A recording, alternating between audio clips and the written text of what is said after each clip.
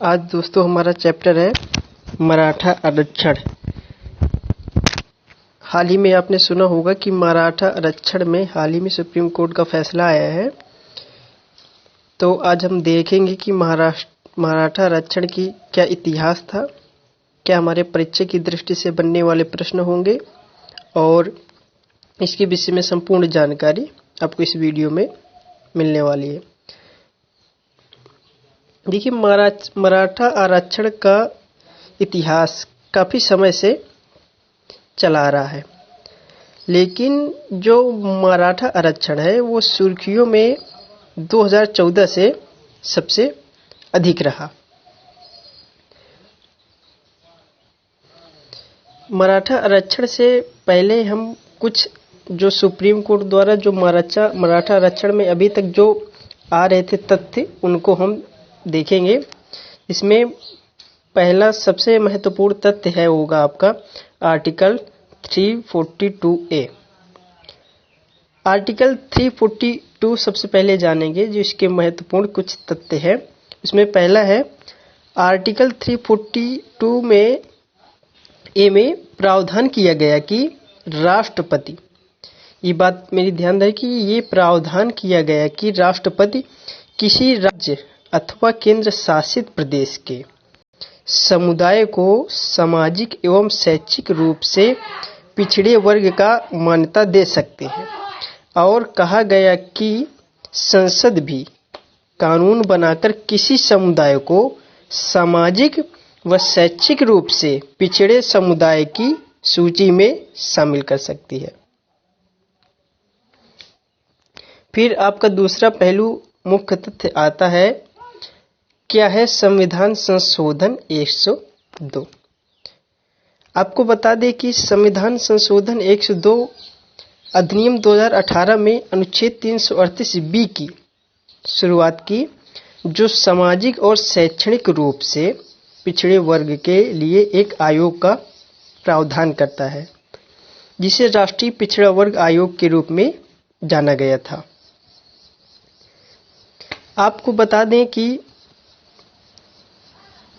आरक्षण का प्रावधान वर्तमान समय में भारत में इस प्रकार है, जैसे पहले 15% अनुसूचित जाति SC को, 7.5% अनुसूचित जनजाति ST को एवं 27% अन्य पिछड़ा वर्ग OBC के लिए है, जो 10% आरक्षण आर्थिक आधार पर समान वर्ग के लिए दिया जाता है।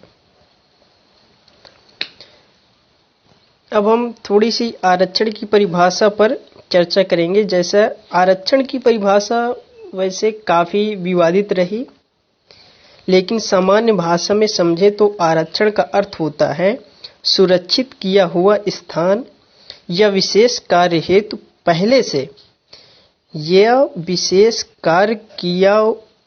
पहले से निर्धारित किया हुआ पद या स्थान आरक्षण कहलाता है। आरक्षण 2014 में महाराष्ट्र के राज्यपाल ने मराठा समुदाय के लिए 16% आरक्षण के लिए अध्यादेश जारी किए। ये बात हुई 2014 में, जो पहला स्टेप आया मराठा आरक्षण में। 2014 में महाराष्ट्र के राज्यपाल ने मराठा समुदाय के लिए 16% आरक्षण के लिए अध्यादेश जारी किया।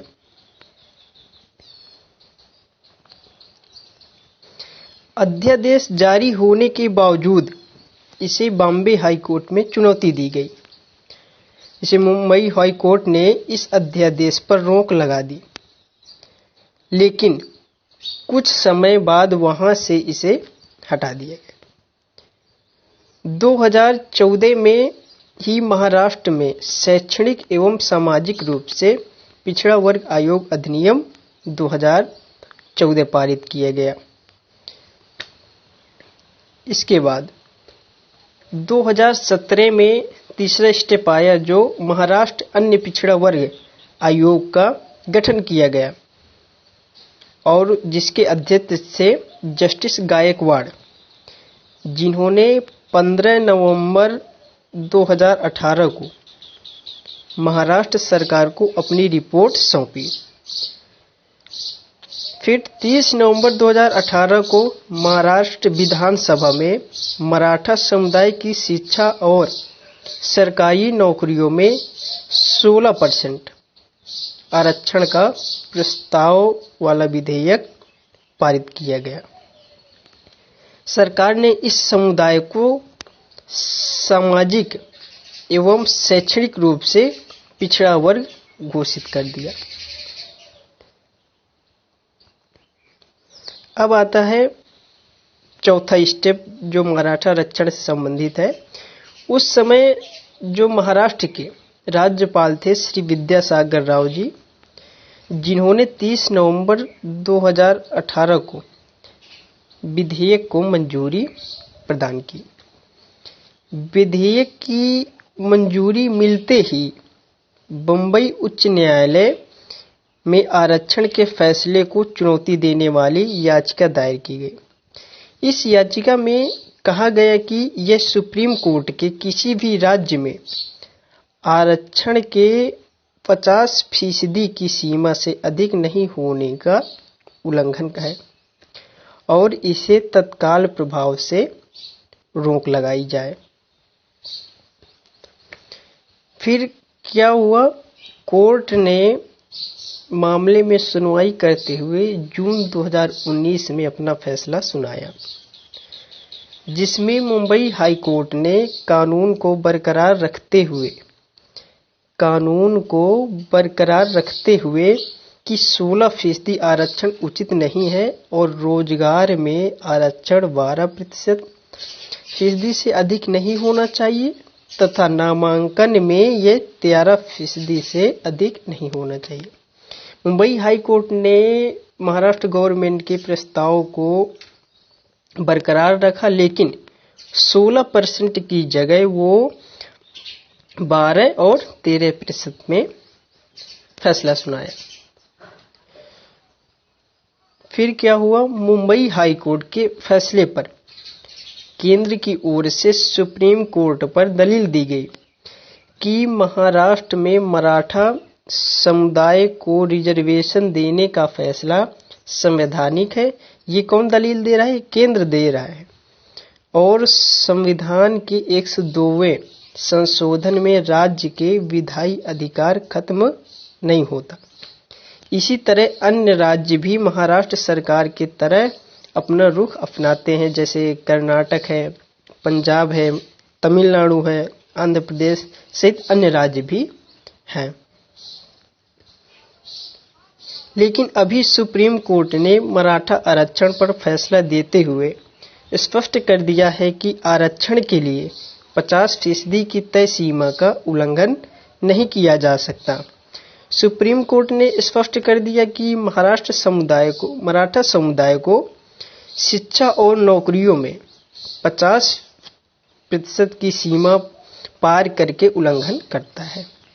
न्यायमूर्ति अशोक भूषण की अध्यक्षता वाली 5 न्यायाधीशों की संविधान पीठ ने कहा है कि 50% आरक्षण की सीमा लांघी नहीं जा सकती है। फिर एक नया मोड़ आता है जो सुप्रीम कोर्ट के फैसले में बार बार डिस्कस किया जाता है, वो है इंदिरा साइनी फैसला।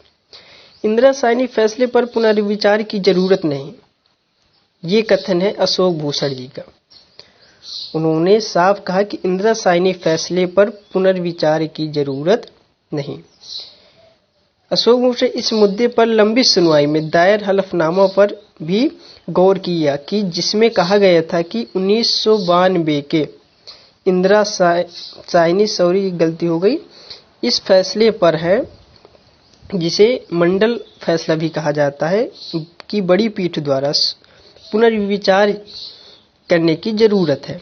लेकिन अशोक भूषण ने स्पष्ट किया कि जिसमें आरक्षण की सीमा 50% निर्धारित की, तब इसकी जरूरत नहीं है। उन्होंने कहा कि जहां तक संविधान की धारा 342A का सवाल है, तो हमने संविधान संशोधन को बरकरार रखा है और यह किसी संवैधानिक प्रावधान का उल्लंघन नहीं करता है।